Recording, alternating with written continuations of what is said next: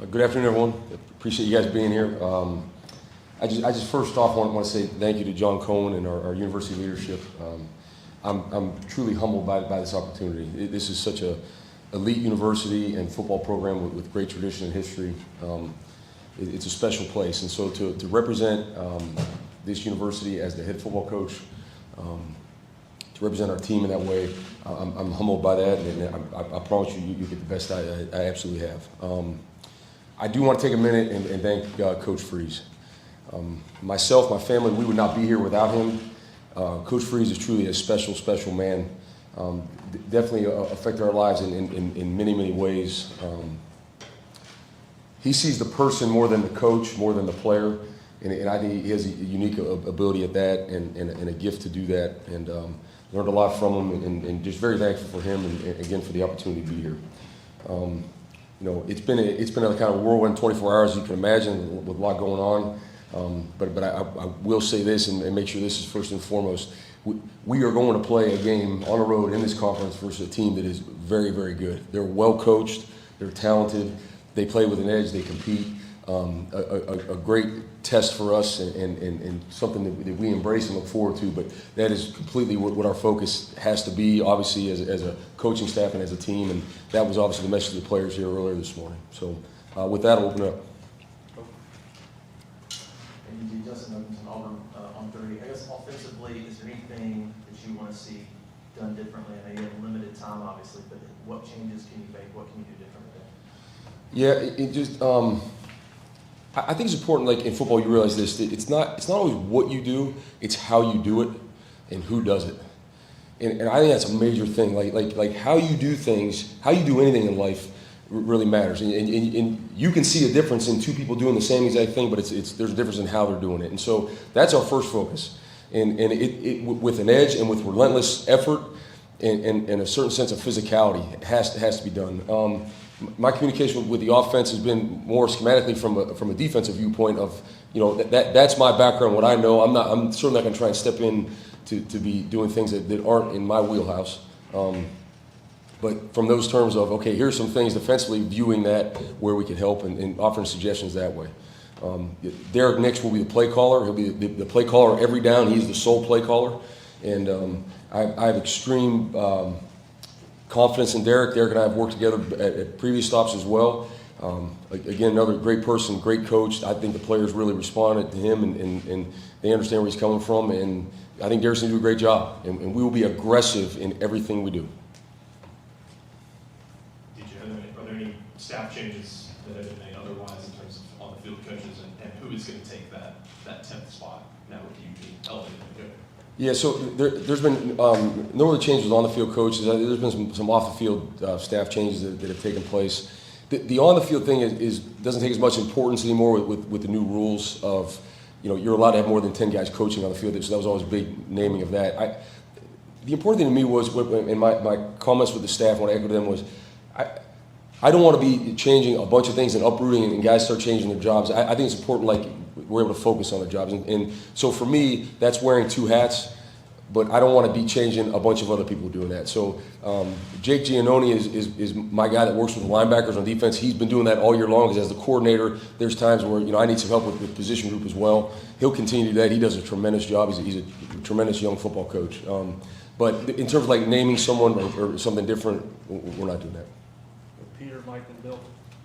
Peter Rodriguez, AO.com. Going back to the offense, quarterback was something that flip-flopped a little bit on Saturday. Do you guys have a plan to get going forward at quarterback this season?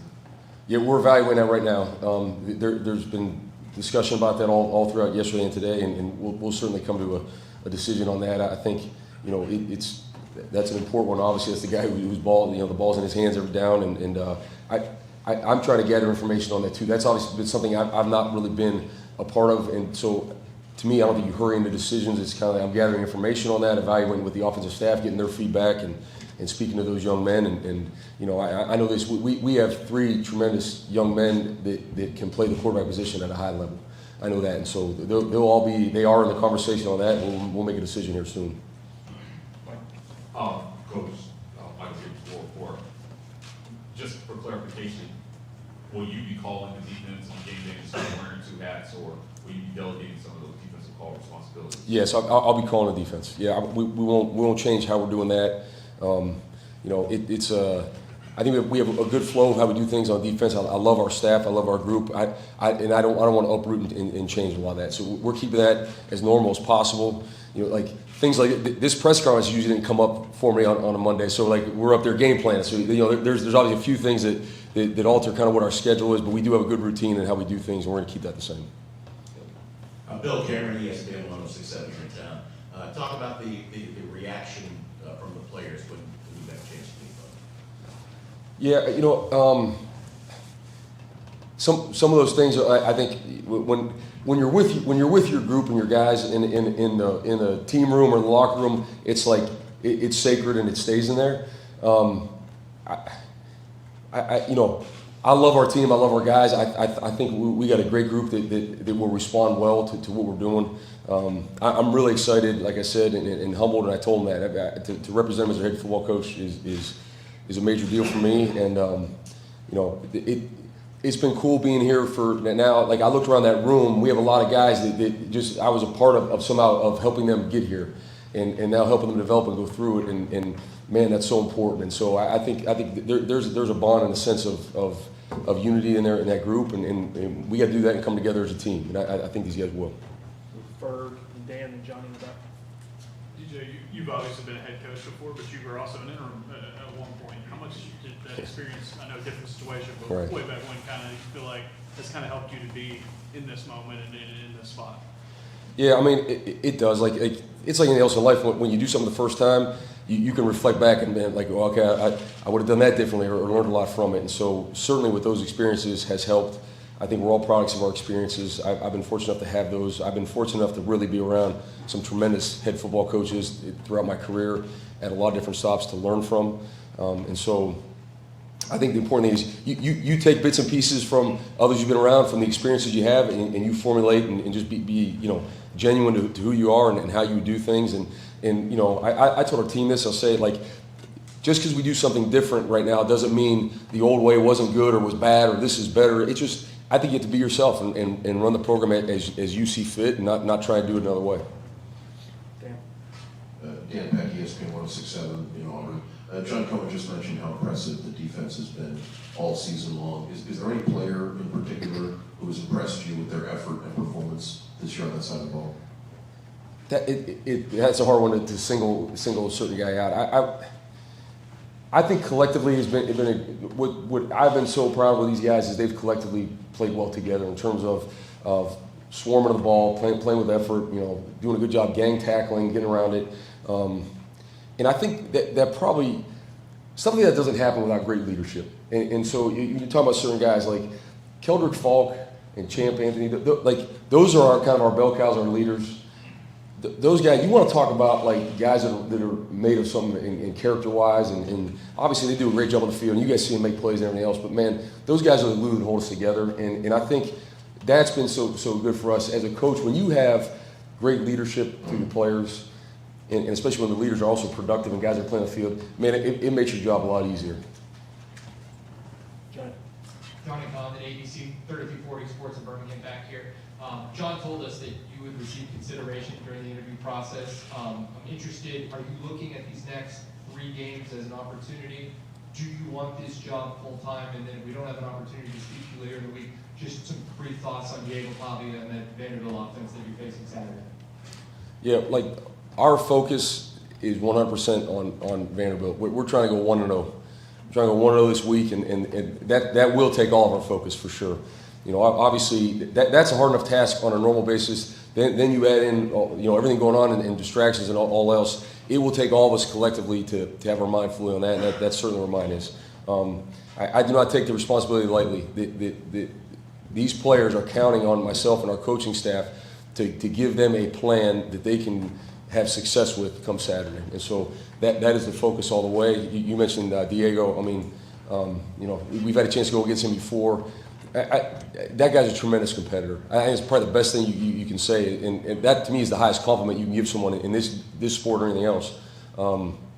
He's a competitor. He's got an edge to him. He's always trying to find a way. He never slides. I mean, he just throws his body around, and he's out there, like you can tell, he's out there just having fun and competing. And And so I think his team certainly rallies around him. They respond to him. You know, it all starts with him, but they've got talent around him as well. I think they have talent at all positions. They have an experienced offensive line. You know, their receivers are guys that have played a lot and caught a lot of balls for them.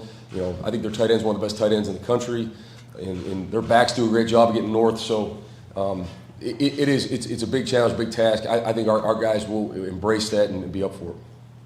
Go Taylor, Jeff, and then Christian will work our way across the front of here. Taylor Bourne, the Barn. You spoke on it a little bit 2 questions ago, but can you kind of talk a little bit more about the leadership that you've seen from Keldrick Falk and Champ Anthony, 2 guys that we've been able to talk to after a couple of tough games this season, and how much you've seen the younger guys take to the advice that they're getting from those veterans after dealing with some adversity throughout the season? Yeah, I think leadership's one of those words that it's hard to really, like we've all heard it, we use it, but like how do you really describe it? What does it really mean? And I think 2 ways I'll explain how those guys lead. They lead by example, first and foremost. And anytime you have like Keldrick Falk, he's one of the best players in the country. So that's a guy that legitimately could probably cut some corners if he wanted to, take advantage of the fact that, yeah, I mean, no matter what Keldrick does, he's probably going to be out there starting for us, right? I mean, he's one of the best players in the country. But he's our hardest worker. He leads by example in everything he does. He's one of the best teammates, or probably our best teammate on the field. He values every relationship he has with his teammates. So leading by example, and then being servant leaders. Like they're not too big for anything, not too big for their teammates. They're not going to ask their teammates to do anything they won't do themselves. And so again, when you have that, it makes things a lot easier, and guys fall in line. And it's certainly, you can see already the way that has trickled down to some of the younger guys on the roster, and especially in their position group. Jeff Shear, AuburnTigers.com. DJ, what would you say to the Auburn fan base for the rest of the season? 2 more home games. Yeah, I mean, first of all, our fan base is incredible. The support we get every home game here, whatever the situation, whatever's going on, whatever the weather, whatever the time of the game, whatever, they're there. That Tiger Walk, that's the most amazing experience you could have in this game. And so, first off, thank you for your support. And I just want them to know that we are going to do everything possible to represent them in this great university in a way that they can be proud of. This place is built on hard work, toughness, blue-collar mentality, and that is what this team has. That's what we're going to display. We're going to play with a relentless effort and play for one another and really have pride in that AU that's on our chest. DJ, Christian Clemente with Auburn 247. Signing day along the way, you got a chance to talk about commits. What's your kind of message to those guys trying to get them to stick in the class? I have, yes, and that's ongoing. I had a bunch of conversations yesterday, and obviously that's every day. That'll continue throughout today and this evening. The conversation was very positive, very positive feedback on both sides, and I think this place, there's so much to recruit to this place, and they understand that. When you bring a guy here on campus, when you bring a guy here for that game day atmosphere we're talking about, it's eye-opening for anyone. And just the tradition and history of this program and all that this place can provide, this university can provide you from an educational standpoint and just this community, Auburn's an easy place to sell. And so these guys, there's a lot of reasons why. The guys that are in this class, they've chosen Auburn for a lot of reasons, and a lot of those reasons are still the same. And, we're going to continue to recruit them like crazy. Jerry, Nathan, and then JG. Coach Jerry, AO.com. You guys have been able to defend well against some talented quarterbacks this year. Looking ahead at the Diego Pavia matchup, will you guys kind of use that same formula or kind of change it up since you guys seen him before? Yeah, we have faced some really talented quarterbacks this year for sure, and Diego being another one of those. I think he is unique in what he does and what his skill set is. I don't think you can really mimic and say this reminds you of another guy. We'll obviously take bits and pieces from game plans and things that have worked, but there's also some things we got to do differently and do in a better way and in a different way in order to try and contain him and slow him down. Thinking Auburn recovery, I know it's been a hectic 24 hours for you, but do you have any injury updates that we saw with Jeremiah leave the game and Elijah Melendez as well? Nothing further update on that right now. Those guys are both recovering well, and we'll obviously when that comes out on Wednesday, they'll be on the status for them will be out then. Jay. Yeah, JG, Auburn Sports on 3. My question for you is, you guys scored 3 points the other day. Defense probably set that up anyway. Do you think there's untapped potential with this offense, things that you can do in the next 3 games to kind of bring it alive? Yes, I do. I do. I think there's talented guys in that room. I think there's guys in that room that have the ability to be successful and want to. And I think we got to do a great job of supporting them and providing that. So absolutely, I do. In the back over here. Hey Coach, Jacob Morris, CBS 42 in Birmingham. You talked about, doing this here on the way. John said that this is your program for the next 3 weeks. To the fan base, how would you describe the identity of DJ Durkin? What offense? Yeah, we made a big point with our guys of like, this is our team. Like, it's not, I know all the questions and how it's going, and it's about offense and defense. We're a team. We're a team, and that's first and foremost. So this is our team. We all take ownership in what goes on that field. And no matter what phase it is, including special teams, it's all together. And so, like, for me, it's a group of guys that you can tell they're playing for one another. And how do you tell that? By the amount of energy and effort they play with. And that's it. I want our guys to go compete. I want them to play with confidence and not a care in the world. That's it. We're going to prepare them right. We're going to have a great week of practice, prepare, and go out there and let it loose. And I want us to be the aggressor in all situations. No hesitation. And I think our guys will embrace that. I know they will. And so we're going to do that as a team. Last one over here. Coach, William Conley with Auburn Undercover. Are there any freshmen over these next 3 games to finish out the regular season that or any younger guys that you expect to get some playing time? Yeah, we've had quite a bit of freshmen already playing, contributing, and I think a lot of that will continue. I don't have a new name for you, someone that maybe hasn't been in the mix that currently right now would be. Obviously, it's a Monday. We're still game planning and going through that. Those are all conversations we'll have, but at this time, nothing different. All right, thank you, Coach. All right, thank you, guys.